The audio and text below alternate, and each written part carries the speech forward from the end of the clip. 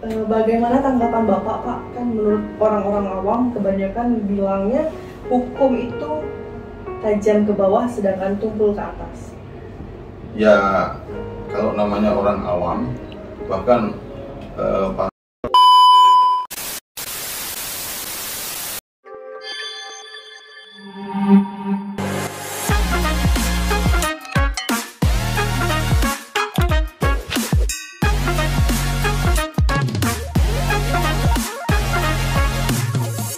Assalamualaikum warahmatullahi wabarakatuh. Kembali lagi saya Bella. Kembali bersama kami di Bister, bincang-bincang seputar peradilan, podcastnya pada Tinggi Bengkulu. Telah hadir bersama kami Bapak Jupriyadi SHM Hukum. Beliau adalah Hakim Agung Mahkamah Agung Republik Indonesia. Selamat siang Bapak. selamat siang Mbak Bella. Terima kasih telah hadir di podcast kami yang sudah menyempatkan waktunya di tengah kesibukan Bapak. Pertama sekali saya ingin menanyakan Bapak, bagaimana kesan dan pesan Bapak selama di Bengkulu? Ya, terima kasih Mbak Bella. Jadi saya datang ke Bengkulu ya baru pertama kali ini. Ini dalam rangka menghadiri pelantikan mantan anggota saya Pak Saiman SHMA di Pengadilan Tinggi Bengkulu ini. Nah, kesan saya pertama terhadap fisik kota, saya rasa bersih juga, dan juga setelah saya menginjakkan kaki di Pengadilan Tinggi Bengkulu, demikian pula cukup rapi, bersih, dan tertata. Apalagi ini di bawah pimpinan Pak Pramudana yang dulu adalah mantan wakil ketua saya di PN Jakarta Pusat. Saya tahu persis karakternya beliau juga sangat bagus, dan juga di bawah Pak Wakil KPT-nya Pak Penggas Effendi, itu dulu mantan ketua pengadilan di Bandung yang saya gantikan. Beliau terkenal dengan APM-nya karena waktu itu pengadilan di Bandung sebagai pilot proyek APM di Badilung, dan pertama kali beliau membangun APM dan mendapatkan sertifikat A Excellent. Makanya saya tidak kaget kalau ketika saya masuk di PT Bengkulu, sesuai dengan dugaan saya pasti rapi, bersih, dan lain sebagainya, dan itu terbukti. Kira gitu ya. Kalau boleh tahu Bapak udah berapa lama menjabat Hakim Agung dan sudah berapa banyak perkara yang dipegang Pak? Saya baru 8 bulan ya. Jadi saya dilantik itu tanggal 19 Oktober 2021. Perkara yang saya tangani sudah 1000-an lebih ya. Karena memang saya mengambil kamar pidana. Di kamar pidana itu setahunnya paling tidak itu menangani 7.000 perkara, dan Hakim Agung kamar pidana hanya sekitar 15-16, sehingga kami ini walaupun baru ya tentunya sudah banyak perkara, baik itu yang kasasi maupun peninjauan kembali gitu. Selama Bapak menjadi hakim baik di tingkat pertama maupun sampai dengan jadi Hakim Agung, mungkin ada pengalaman dan tantangan yang dapat dijadikan pembelajaran untuk kita Pak? Ya, jadi saya memang berkarir itu dari pengadilan negeri yang paling bawah dulu di Muara Teweh, Kalimantan Tengah, kemudian pindah-pindah dan seterusnya. Di pengadilan negeri itu saya menjadi hakim anggota 4 kali, yaitu di Muara Teweh, di Negara Bali, di Sleman, Jogja, dan di Jakarta Pusat di Jakarta.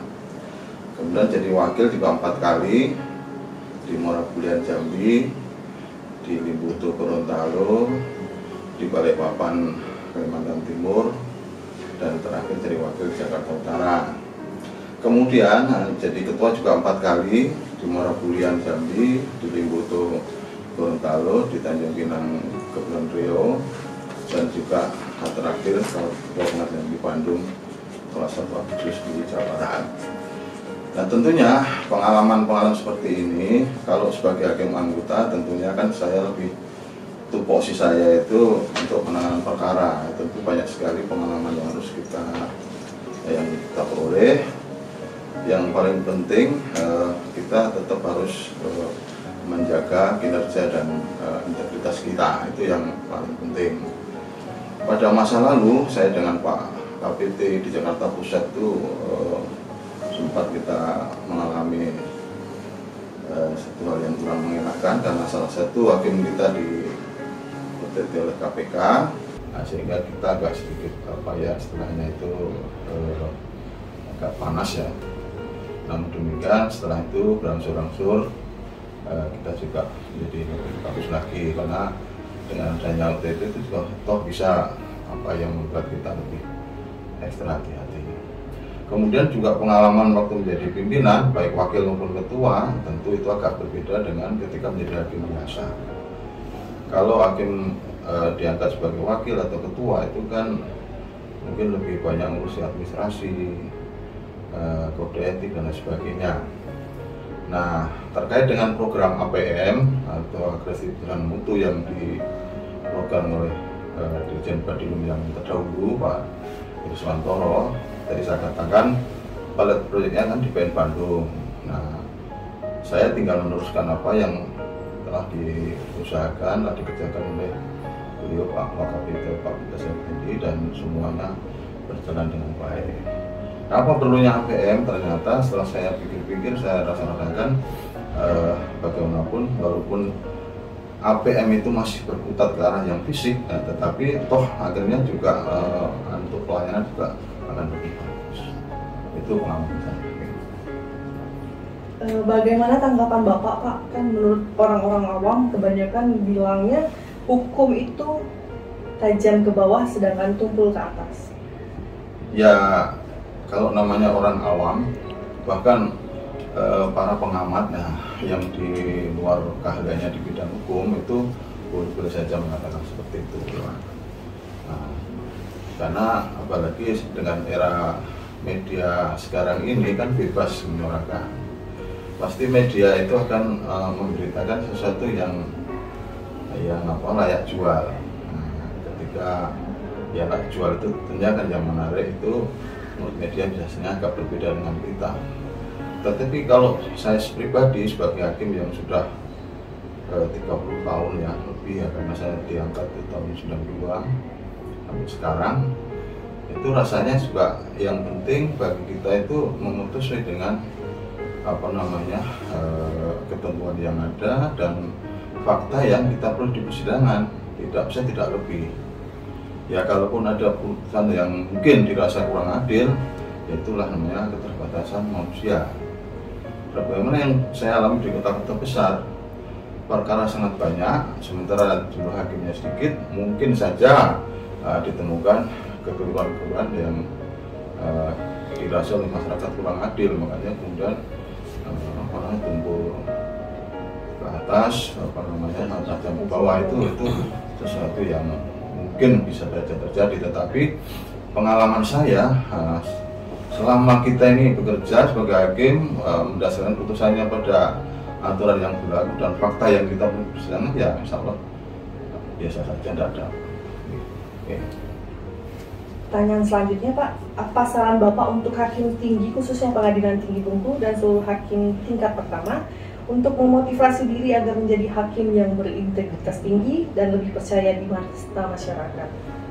Ya, untuk integritas tentunya itu kan berkaitan dengan pola perilaku ya, itu integritas. Ya tentu kita harus membentengi diri dari sisi penegakan integritas, dan kebetulan saya juga pernah di Badan Pengawasan, jadi agak sedikit mengenal melalui pembinaan yang ada, baik itu oleh atas kita di Mahkamah Agung, oleh Dirjen, dan kemudian kalau untuk pengadilan negeri tentunya Pak KPT dan Pak Wakapolres. Nah itu tentunya juga bisa nantinya meningkatkan integritas. Kemudian dalam hal profesionalitas atau menyangkut kinerja, tentunya sama-sama kita ketahui bahwa sesungguhnya kita ini tugas dimanapun ya, entah di pengadilan negeri, pengadilan tinggi atau Mahkamah Agung, itu sama saja, karena itu kita dituntut untuk mengadil perkara dengan sebaik-baiknya. Oleh karena itu, walaupun di pengadilan negeri atau di pengadilan tinggi, ya tentunya harus terus belajar dan belajar. Jangan sampai yang penting saya mutus, terserah mau banding, mau kasasi, itu terserah barusan. Saya kira tidak. Kita di Mahkamah Agung itu kadang-kadang juga melihat banyak putusan pengadilan tinggi dan juga mungkin juga dari pengadilan tinggi Bengkulu ini yang bermutu juga banyak. Tetapi kita juga memahami bahwa mungkin karena kesibukan para cukup banyak, kadang-kadang putusan asal-asalan juga ada. Jadi saya kira kok tentu tidak bisa kita generalisir misalnya kan. Dan saya perhatikan hakim-hakim tinggi di Bengkulu sini kan mantan-mantan hakim yang bertugas di pengadilan besar kayak Jakarta Pusat, Medan dan lain sebagainya. Saya kira sudah cukup memahami ya, bagaimana meningkatkan integritas, bagaimana meningkatkan kinerja dengan segala keterampilan hukumnya dan sebagainya. Saya cukup memahami, saya kira. Untuk pertanyaan terakhir Pak, jadi Pengadilan Tinggi Bengkulu kan sedang mencanangkan WBK WBBM sesuai dengan reformasi birokrasi yang dicanangkan Menpan Pak ya. Dari Bapak sendiri setelah melihat keadaan di Pengadilan Tinggi Bengkulu, bagaimana tanggapan Bapak dan saran kepada kami di Pengadilan Tinggi Bengkulu? Ya, jadi begini Mbak Bella, saya ini 2,5 tahun saya kan bekerja di Korwas. Nah, menurut SK KMA nomor 58 atau 50 saya agak lupa ya tahun 2019, Bawas itu kan ditunjuk sebagai penilai internal ya. Jadi satker-satker pengadilan tinggi atau pengadilan negeri atau pengadilan tinggi agama atau pengadilan agama yang mau diajukan untuk memulai WPK atau WBM itu tentu dinilai oleh Bawas terlebih dahulu. Saya kalau itu pernah mendatangi PT Banjarmasin, PMD, NTB dan sebagainya. Yang penting dalam rangka pengajuan BPK maupun BBM yaitu 6 area ya kalau nggak salah ya. Kalau di SK KMA nomor 50 atau 58 saya agak lupa karena sudah agak lama ya. Itu kan 6 area. Nah, kemudian kalau di reformasi birokrasi bukan 8 area. Di APM 7 ya, 7. Nah, itu saya dulu hafal dengan sekarang sudah agak sedikit. Nah, jadi yang penting sekali 6 area itu betul-betul dibenahi ya secara menyeluruh, secara baik. Dan juga kalau saya mendengar dari Kemenpan RB itu mengharuskan adanya inovasi ya. Inovasi tentunya terhadap pelayanan. Sebetulnya kalau saya menilai di pengadilan tinggi itu kan memang tidak melayani masyarakat secara langsung ya. Yang melayani masyarakat secara langsung kan di pengadilan negeri atau tingkat pertama. Di sini saya kira tidak akan sulit ya. Memang orang kadang-kadang hanya melihat dari sisi luarnya, tetapi kalau saya saya pelajari lebih dalam lagi, sesungguhnya ya Kemenpan RB itu lebih menilai adanya inovasi terhadap pelayanan kepada masyarakat. Jadi ya tidak mustahil bahwa Pengadilan Tinggi Bengkulu yang secara performanya penampilan sudah cukup bagus ya, tetapi nanti kalau misalnya ada penilaian dari Kemenpan RB, mungkin Pak Sekretaris ya itu lebih ditunjukkan apa inovasi yang memang sangat bermanfaat bagi pelayanan masyarakat mencari keadilan. Sekali lagi, walaupun di PT itu tidak berhadapan dengan langsung, tapi pasti suatu saat ada yang berurusan langsung dengan kita pengadilan tinggi. Misalnya pengacara atau penasihat hukum itu kan di sini langsung, tidak di PNPN.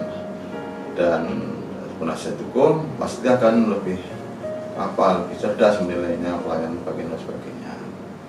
Nah, jadi saya kira tidak sulit ya. Yang penting tadi 6 area yang dicanangkan oleh SK KMA nomor 50 atau 58 saya agak lupa ya karena sudah agak lama, itu dipenuhi betul-betul ya. Kemudian juga tolong Pak Sekretaris dikoordinasikan dengan Pak KPT, Pak WakapT untuk inovasi pelayanan itu harus betul-betul diciptakan. Saya kira sekali lagi ya tidak mustahil dan mudah-mudahan PT Bengkulu nanti akan mendapatkan BPK atau BPK ya, BPK Kalau BBM itu sudah mendapat IPK. Nah, itu saya kira itu ya mungkin yang bisa saya sampaikan ya. Sekali lagi ya, saya memang secara tupoksi sudah tidak bergelut langsung dengan YPI atau integritas, pembangunan integritas, tapi ya di kala saya di pengawasan memang ada tugas-tugas itu ya sedikit banyak masih ingat. Mudah-mudahan sekali lagi PT Bengkulu nanti mendapatkan sertifikat WBK ya, wilayah bebas korupsi dari pemerintah, dalam ini Kementerian Reformasi dan Birokrasi. Kira-kira demikian ya yang bisa saya sampaikan. Terima kasih. Terima kasih Bapak atas waktunya. Semoga Bapak makin sukses dan dalam berkarir dan sehat selalu. Amin ya Rabbal alamin. Amin. Sekian dari kami. Wabillahi taufiq wal hidayah. Wassalamualaikum warahmatullahi wabarakatuh.